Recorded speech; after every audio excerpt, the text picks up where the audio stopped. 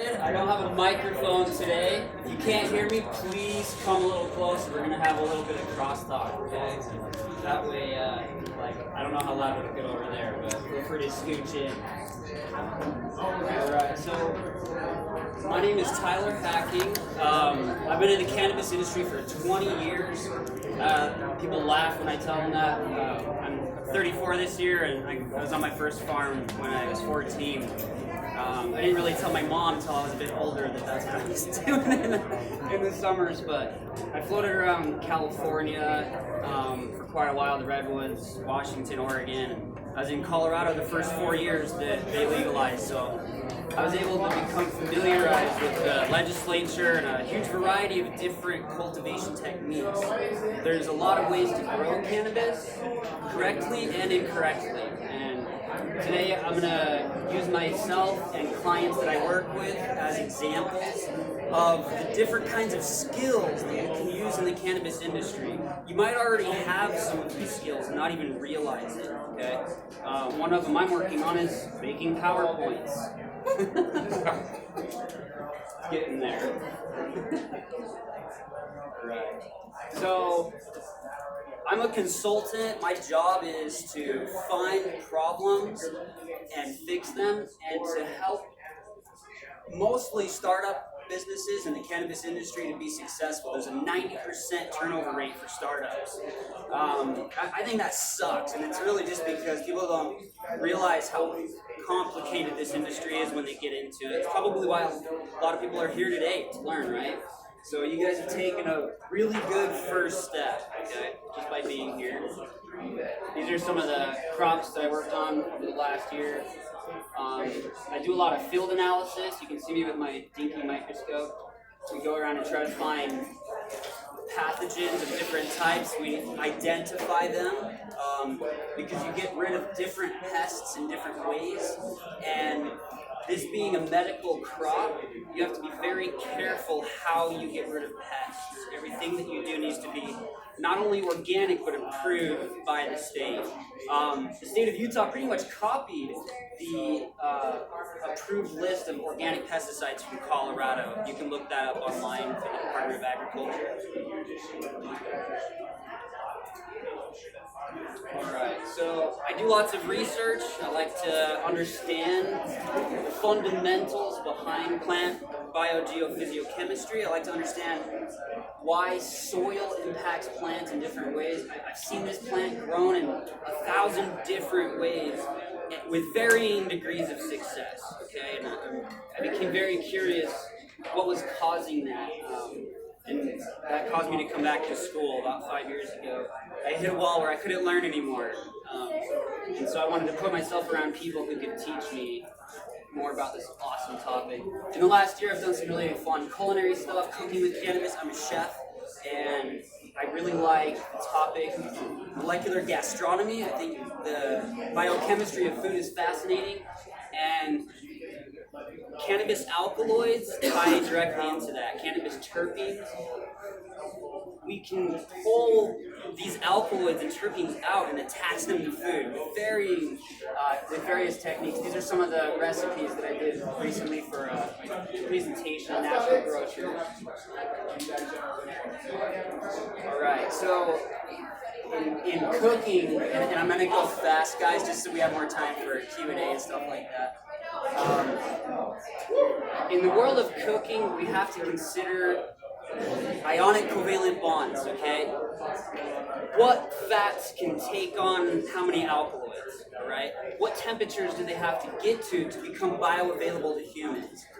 On this next slide, maybe it's a few more. Forget I said that. I put this up because I want to show you guys that whatever skills that you have, you can arrange them in a way that is presentable, okay? If you're trying to get a job with an employer in this industry, you need to be presentable. There are a lot of people who are not very good at that in this industry, and if you can be presentable and present yourself with skills that appeal to your employer, you're much more likely to get hired, okay? a lot of the people who taught me these things were not very presentable, when it come to events like this. The industry has changed. I wear a tie every time I come to one of these events because it comes across in a good way, right, in a professional way. You have to think about that. A lot of the people from this culture are very independent, is the word I'll use, right? But you want to come across professionally, right? I understand. I like to, walk around in my pajamas all day myself, but look professional, act professional, and present yourself professionally, and it will go a long way. So another skill I want to talk about today, a variety of skills, an entire category, is laboratory analysis. Okay, I got this microscope for $800. Right, it's a biological compound microscope, and I can look at very, very small, invisibly small insects. And with these pictures, I took all of these last year, I can share them with entomologists, people who are skilled specifically with identifying insects. And by doing that, by knowing exactly what species it is, I can find the predatory insect that feeds on that. I can find the specific organic treatment to be able to remove these insects from a crop. And this is a skill that I taught myself. I didn't need to go to school for this. Everybody here can do this if you can get a microscope. I have a few that fit in my pocket that I go out to crops with. And look at this horrifying little monster, right? In Utah, I've seen a lot of mites. We're impacted by about 5 to 7 different mites, depending on where your latitude is, and they will devastate a crop. What I like to talk to my clients a lot about is something called integrative pest management. Okay, it's a combination of different techniques and methods that are used to prevent the infestation of insects and also powdery mildew. I like ladybugs. They're my favorite. They're great, and one trick I like to teach people is that if you put ladybugs out right before the sun goes down, and you can get a special misting attachment for your hose from Home Depot or a lot of garden stores. If you spray them with mist, not water droplets, will totally hurt them. But if you mist them right as the sun goes down, instinctually they'll go, oh shoot, I can't fly, I'm wet and cold, and they'll burrow. They'll actually make a temporary little nest in your garden and have eggs that continue to eat your pests after they fly away. Okay? After they eat all the food, they'll leave, but they don't always get all the food. So this is something that I really like to talk to customers about, because once you've had significant damage to your plant's vascular system, it's over. These pests also carry pathogens. They carry bacteria and fungi, and when they bite the plant, it's on their mouth and it goes into the plant and infects the plant. So preventing them from ever getting there is definitely ideal, but you can't use chemical pesticides, obviously.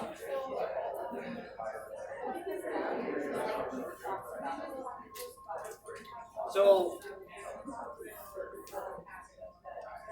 one of the things that got me into this industry was just how impactful this plant is. It helped me a lot personally. It saved my life. It gave me my life back. And I've seen it transform other people's lives in the most amazing ways. And I have social anxiety disorder. It's really difficult for me to actually come speak in front of people. And because of my medical cannabis use, I've been able to get myself out there and go to conventions and speak at Silicon Suds and things like that. I ended up on Fox News somehow without realizing it. So I'm just saying that if you're going to take anything away from my presentation today, please know that money is not going to come to you. You have to go to money. You have to put yourself out there. You have to try to meet with people that are involved in this industry, and they're very generous and enabling, I found. Especially in Utah, people are so supportive. There's very, very few, negative Nancys out there. There's a lot of people here today who are just here to enable other people in this industry because they want to see it grow. And all that you have to do is try to make the connections so that you can do that. So make sure you have fun too. We like to have hemp fights sometimes, but also make sure you take care of your plants. I had to share some funny things. This is from one of our most recent clients. cultivations. This is a first season cultivator, guys. Okay? And when they got into this, they did not know how to grow this plant. They went out of their way to find the skills necessary to be able to do this, and this is the result. This is the best CBD smokable flower that I've seen in Utah this last year. I was extremely impressed. They did so well that 2 of their varieties went hot and they had to destroy it because it went over the legal limit, unfortunately. But this is an example of what you can do if you go out of your way to utilize the skill sets and the expertise, the experience of experts, right, professionals in this industry. And it's really easy to tell when you're talking to somebody if they know what they're talking about. They'll use very specific terms, and one thing I like to do to filter people out is if they're talking more about your money than your crop production, then that's what they're interested in, right? When you approach an employer, you need to give the appearance that you're interested in their goals and their objectives. Every employer I've ever met in the cannabis industry has different goals and different obstacles, different properties, different problems, and different aspirations in general. So keep that in mind and try to think about how you can fit into what they're doing. Like, what skills do you have now that can actually benefit them? This is another property we worked on in Moroni. Super fast inside of a turkey barn, lots of fun. Alright, so what cultivators want are pretty much lots of biomass, right? That's their bottom line. They don't just want lots of biomass, but they want it to be the right composition for them to be able to market it. I know a lot of people that are sitting on a lot of weight right now. They grew a lot of cannabis, but they can't get rid of it because it got too much water, too little light, too little nutrients, and it didn't develop the way that it needed to be a liquidatable product. Okay? If you're good at marketing, you have a place in this industry. There are a lot of cultivators, business owners that don't want to deal with that don't want to deal with online social networking, that don't want to deal with their website development. I'm one of them. If anybody makes websites, let me know. I totally don't want to deal with that at all. But what most cultivators want is to produce, to grow. They love growing. It's enjoyable to them, you know. That being said, these are not hemp plants. They're not ever going to get this big. Just an example. Alright, so this is pretty much the only wording I'm going to use in this. I wanted to use a lot of pictures so that I could give visual examples. This is a crop in southern Utah. These are the goals of a lot of business owners, like I was saying. Website development, client acquisition. A lot of business owners don't want to deal with their own sales. They want to deal with operating their business and developing products. So if you have sales experience, if you have customer service experience, those are all jobs that are applicable in the cannabis industry. Okay? This is a particular one. Finding a location of operation. That's one of the biggest obstacles for startup cannabis businesses. Is finding a place to actually start your business. Okay. A lot of that other stuff we talked about. I'm going to skip ahead for time. So one of the biggest problems that I see in crops is nutrient deficiencies, and that can be a very complicated topic because many of these deficiencies, as you see, their characteristics can overlap. They can look almost identical. Okay? Yeah. Okay, thanks. So I'm going to skip ahead a little bit since we're short on time. I just wanted to show lots of different examples.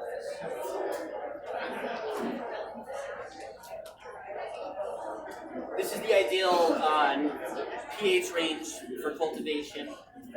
Knowledge of things like this can be very valuable. Lots of people are trying to do hydroponics, aquaponics, things like that, and being able to balance the pH solution concentration is essential to make sure that all of the micronutrients and macronutrients are available to the plant so it develops properly. A lot of this information you can find for free online. You can start teaching yourself about these topics with YouTube videos. I've learned a lot of stuff from them. Just learn to filter through the bad ones. That's probably the biggest trick I'd recommend. There's a lot of people in this industry that are very sure of things that have not been verified. I'll put it that way. I was going to do a little guess the pest game, but we'll skip past this today. This is broad mites, spider mites, and russet mites, and these are aphids. And like I said before, insects in general, not just aphids, are vectors for disease. Okay, so if you get one insect in your indoor cultivation, the entire thing can get powdery mildew. Yeah, gone. A lot of this information is available online. You can find it very easily. I like to use predatory insects because it's an organic treatment, and they go away when they eat the pest, so they're not even in your plant material when you're done. There's different predators for different pests. I have a lot of slides, so I'm going to go quick. Love it, ladybug.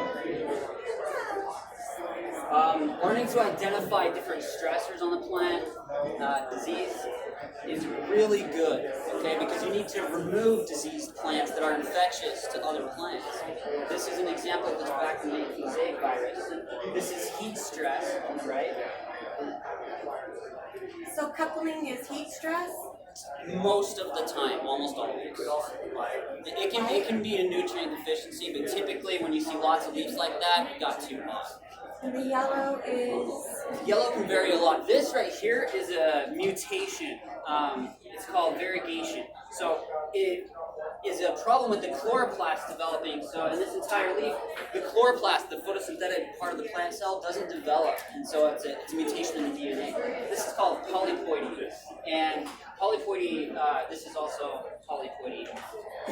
And it's also called fasciation. It has a full set of male and female DNA, and they look really weird. They get this crown at the end. Are we done? Okay. Do we have time for Q&A? We're cycling through, and you'll have time. We're going to be doing it full loop again. I'll be doing another one, guys. This is class 1. We're cycling Kaylee. If you guys want to cycle through some of the other ones, you'll definitely be available all the time. Thanks for coming, guys. Yeah, so you guys got 5 minutes. We'll start on